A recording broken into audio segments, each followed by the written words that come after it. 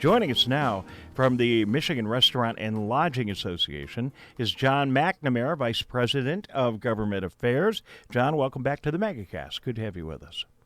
Good to be here again. Thanks for having me.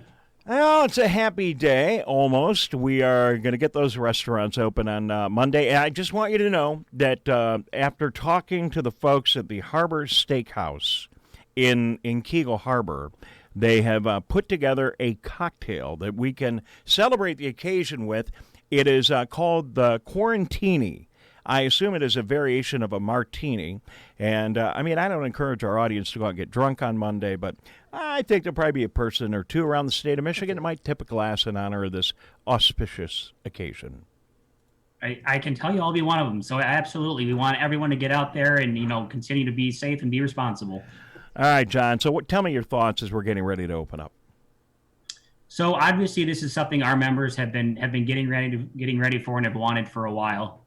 So I think you're going to see a vast majority open Monday and open responsibly. We've had a number of members who have already had staff trainings and have gone out and redone their layout so tables can be 6 feet apart. But I think you're also going to see some who maybe don't open for a few days. There are some supply chain concerns. And then everyone just really wants to make sure that their staff, knows the new processes, knows the new procedures, and they can open safely so they can take care of their guests. I think the last time I talked to you was right as we were getting ready to open things up in northern Michigan. And I went up and we reported live from Charlevoix on the day the restaurants opened up there. And what we saw there was an increased number of restaurants with outdoor seating. We did not see the heavy concentration of people that we thought. And I'll tell you, the employees up there did an amazing job. They're all wearing their masks, helping out patrons. In fact, at the establishment that I was in, the Villager Pub in Charlevoix, even the bartender there was wearing a heavy-duty face shield with a hardcore PPE. So I think from my observation, the patrons and the folks in our restaurants in northern Michigan did a good job. Did you see the same thing? And was that partially why we were able to get things open down here? I think absolutely yes. And we did. We heard great reports from northern Michigan. Obviously, you had a few people who didn't follow some rules, but you're going to have that when you have mass gatherings of people no matter what. But for the most part, our colleagues in northern Michigan and their staffs all did their jobs. Everyone went out, but they went out safely. So I think that proved that this industry has that ability and can do it. And then obviously, we'll be open up Monday statewide. And I think you will see an increase in outdoor space. And I want to thank the governor's office and the Liquor Control Commission for having restaurants be able to expedite that process. It used to be pretty lengthy, but there's now about a 2-page form online where they can fill out and then they can expand outdoors very quickly. Well, one of the things we saw in Charlevoix is the city had blocked off the parking on one side of the street. Yep. I think that was just to lower density, but it also was to make it easier for the establishments to move out onto the sidewalk in that community. And we talked to the city manager in Birmingham just a couple of days ago. And Birmingham is encouraging, and I think they are in Rochester, where we talked to the folks there in the police department earlier this week. These downtowns, I think of like Milford and Northville and Rochester and Ferndale and Royal Oak and Birmingham. These downtowns that we love to go to have a dinner or a drink after work are just great places to get together. And I had no idea the LCC had made this easier, but we are going to be seeing a lot of places opening up on the sidewalk almost right away.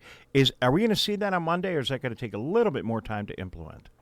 No, I think you'll see that a lot on Monday, and you'll also, I think, some spill out into if there's a public park or some public space nearby, some spill out to there. So you're going to see a lot of different creative solutions here over these next couple of weeks that, allow for them to open, but still allow for things like social distancing. And, it's obviously this is why we live in Michigan, because of the summers. And so it's so beautiful. So people want to be outside right now. And luckily they have that ability to expand to allow people to outside. We're also seeing Traverse City has shut down a few blocks of Front Street. So I think you're going to be seeing more of that as well moving forward.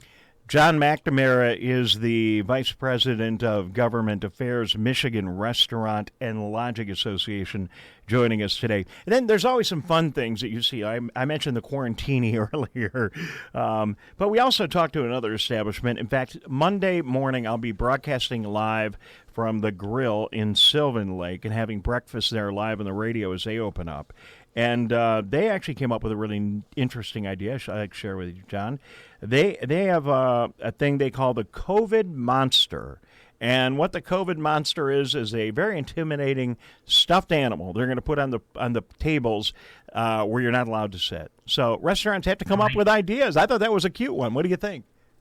I like it. We're also seeing very common of restaurants, instead of removing tables and, maybe putting them in the back or putting them off site, just putting table tents on there that say, not able to sit here, or this table is not available. But then if they need to move quickly, instead of moving tables, they can just move table tents that, it's obviously much easier to move that. We're also seeing people put a QR code on the table tent, so you can have a contactless menu right there. And, right now we're seeing a lot of people either throw the menu out or, wipe it down, but that's just one other way where you can sort of remove a step and everyone can take out their phone and take care of it. Well, feel free to share the idea of the COVID Monster around the state of Michigan. I thought that was a really creative idea. I'll get a picture, if you don't mind, on Monday, or maybe you can watch a megacast and you can see it for yourself. But we're going to talk later on in the show to Kevin Lent, and weigh in or not if you want to here. But he is with Safe Salons Michigan Coalition, and the salons now are where you were a couple of weeks ago. They're very, very frustrated. We got a piece coming up on that our Eric Jones put together. But what would you say to the hairdressers and the barbershops and the salons and nail salons around the state? One, I can't wait for you to open, because as it's apparent, I'm in desperate need of a haircut. But we think you should be able to open. We understand how you feel. You can do this safely. You're well trained. Your staffs are well trained. You have the ability to do this. And if I can go to the dentist right now, and that doctor can literally put their hands in my mouth, I don't know why someone can't cut my hair. So we think they should be open just like we are. And we feel for them, and we hope that they're open very soon in the near future. Your hair looks a lot better than mine right now. It's taken about a pound of gel to get it under control every day. So, very good. John, anything else you want to add before we say so long? I would just say, two pieces of legislation moving. One would allow for cocktails to go, and then the other would allow for some social districts where essentially local municipalities could create a common area, and you could go to a bar or restaurant, grab a drink, and sort of walk around your downtown in that designated area with a beverage. So 2 tools moving forward we're excited about for our members and for anyone in the state to be able to utilize. All right, now you brought that up. I got to ask. So sure. Cocktails to go. You mean you could go to a bar or restaurant, fill up a glass with a drink, and walk out the door with it?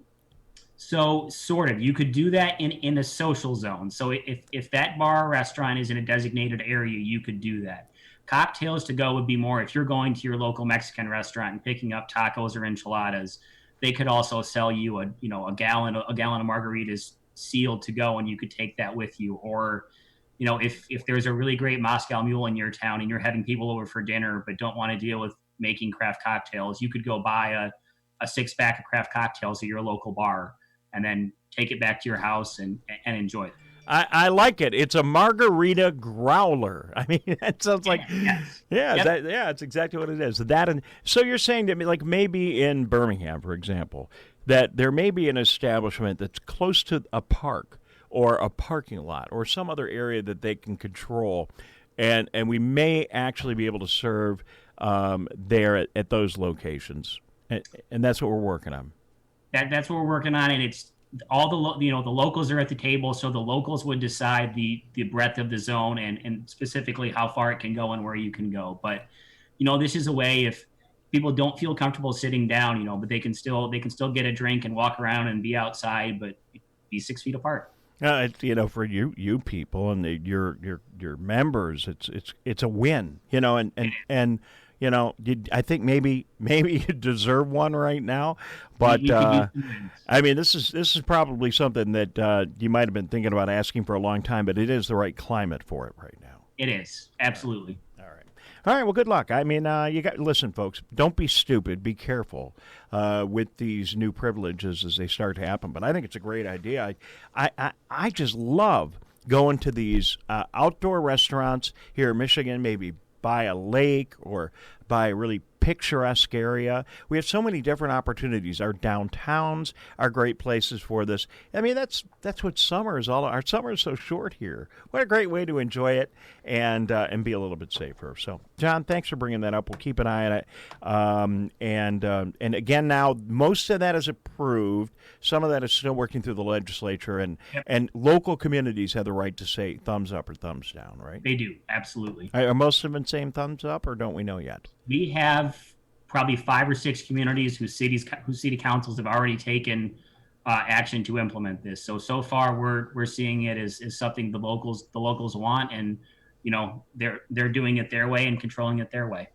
Are any in our backyard, any communities that have said yes in Metro Detroit? Birmingham is working on it. The city of Detroit has said yes so far, and then we know others are working on it. Sounds to me like something Royal Oak and Ferndale and. Yep, I think you'll see Royal Oak in both of those pretty quickly. I mean, imagine the fact of going to Royal Oak or Ferndale and having a drink. It seems like such a foreign concept to me, but I don't expect it. If Arts Beats and Eats happens, but it'd be a big thing for that. Oh man, it'd be great. All right, John, thank you very much. Good to talk to you again. Look forward to doing this in person sometime soon. Absolutely. Thank you.